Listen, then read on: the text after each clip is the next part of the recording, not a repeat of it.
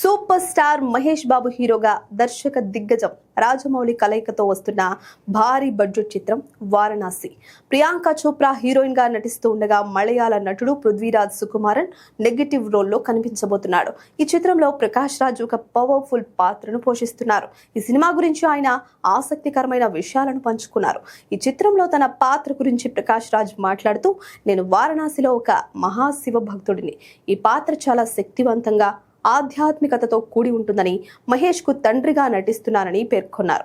వారణాసి నేపథ్యంలో సాగే ఈ కథలో ఆయన పాత్ర సినిమాకే హైలైట్ గా నిలవబోతోందని సమాచారం. తెలుగు తెరపై తండ్రి కొడుకుల సెంటిమెంట్ కు కేర్ ఆఫ్ అడ్రస్ గా మహేష్ బాబు మరియు ప్రకాష్ రాజ్ నిలుస్తారు.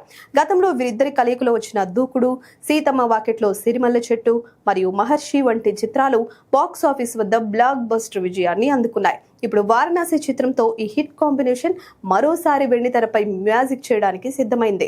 మరోసారి తండ్రి కొడుకులుగా వీరు అలరించబోతూ ఉండడంతో అభిమానుల్లో భారీ అంచనాలు నెలకొన్నాయి. ఎంఎం కీరవాణి సంగీతం అందిస్తున్న వారణాసి 2027 ఏప్రిల్ 7న వరల్డ్ వైడ్ గా రిలీజ్ కాబోతోంది. మొత్తంగా విలక్షణ నటుడు ప్రకాష్ రాజ్ మరోసారి తన నటనతో ప్రేక్షకులను మంత్రముగ్ధులను చేయడానికి సిద్ధమవుతున్నారు.